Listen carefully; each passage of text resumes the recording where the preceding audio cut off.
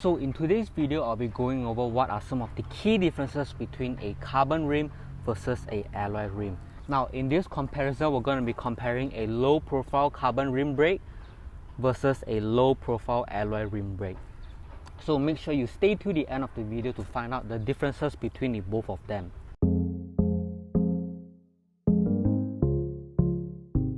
So let's first take a look at the difference in rim profile between the alloy and the carbon. Now we're going to take a look at the inner profile and of course the outer profile of the rim. Now when we take a look at a modern day carbon rim like this, the inner profile of it can often be made to fit a few types of tire. It could be in the form of clincher tires. It can also be made to fit tubeless tire and of course tubular tires. Now whereas compared to something like a traditional alloy rim, these sort of rims are often very basic and it is only made to fit one type of tire, which is the clincher tire. Now the main differences between a clincher whereas compared to something like a tubeless or tubular is the other tires often have different ride feels and of course different weight as well. So tubular tires most often have the lightest weight and of course good ride quality as well, and that's why it is proven to be popular for racing. But for normal training ride, normal clincher tires are perfectly good as well, because if you get a puncture, it can be very easy to quickly swap out the inner tube. Now when we look at the outer profile of the rim, most modern day carbon rims often have a profile that is sort of shaped like a U shape, and this is to help deal with crosswind stability. Now this applies whether it is a shallow carbon rim or it is a deep profile carbon rim. Whereas something like this, an alloy rim, it doesn't really have much of a profile to it. It's just something very square, very basic and very simple. So apart from having better aerodynamics on the carbon rim, if we compare the weight of it, most of the time the low profile carbon rim has a far lighter weight compared to an alloy rim. But if we compare a deep profile carbon rim to an alloy rim, then sometimes the deep profile carbon rim can often have the same weight as an alloy rim. But obviously the deep profile carbon rim has a lot more better aerodynamics compared to the shallow rim. So that's why on flat roads, you get a lot more benefit riding the deep profile carbon rim compared to an alloy rim like this.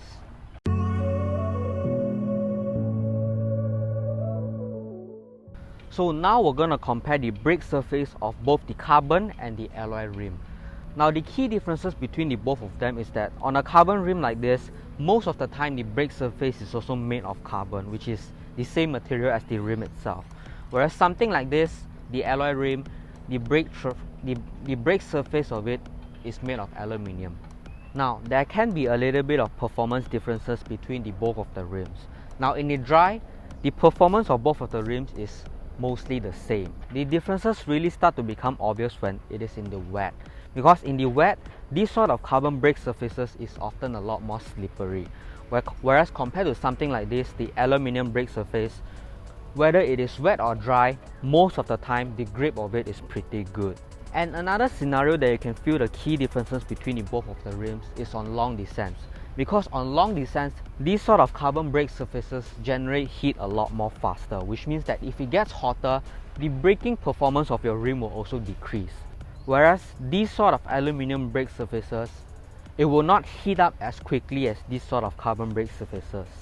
Now for normal riding, I wouldn't worry too much about the braking performance between the both of them. The only exception to this is if you're running disc brake, then there will be no differences between the alloy and the carbon. Because if you're running disc brake, the caliper will be clamping onto the disc.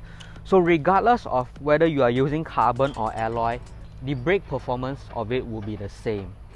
So then it shows that you can use your carbon rim no matter the conditions and no matter where you ride. You can always run the carbon rims.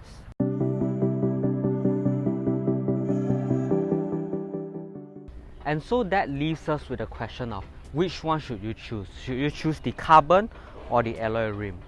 Now the answer to this question is that it really depends.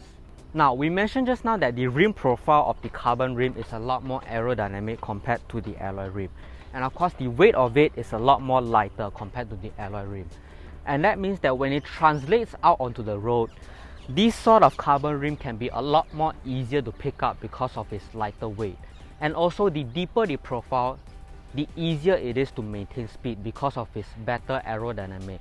So that means that if you ride a carbon rim out on a road, whether it is low profile or deep profile, you will probably find that the rolling resistance of the carbon rim is a lot more smoother compared to a alloy rim. Now, depending on the objective of your ride, you can make a decision choosing between the both of the rims. If you're training, then a common strategy that people practice is that they will train on alloy rims, and then when it comes to race day, they will switch over to something like a carbon rim. It's like they're taking weights off their shoulders and taking weights off their body. But if you are riding just for the sake of health and fitness purposes, or maybe you are riding for social purposes, then it really doesn't matter what rim that you eventually choose to ride, because what really matters is the performance of the rider itself. And it could also depend on how much you are willing to spend on your cycling equipment, because these sort of carbon rims can often be a lot more expensive to manufacture. And finally, I just want to quickly compare the aesthetics between the carbon and the alloy, because personally I think that a carbon rim looks a lot more cooler. Once you put on a carbon rim, immediately it looks like a race bike. So if we take a look here, this is an alloy rim setup, and boom, take a look at that. The look and feel of the entire bike changes whenever you put on a carbon rim. So if you still can't make a decision based on all the points I've given just now, then I think aesthetic alone can sometimes be enough to change someone's decision. Because look at that, man. Doesn't that look cool, and doesn't it look like a race bike? So I hope these few pointers will be able to shed some light between the differences of the carbon rim and alloy rim, and which one should you choose. So let me know down in the comment section below on which type of rim do you prefer to ride, the carbon or the alloy. Remember to give it a like and share it with a friend if you found value out of this content, and remember to subscribe to this channel for more cycling related tips and tricks.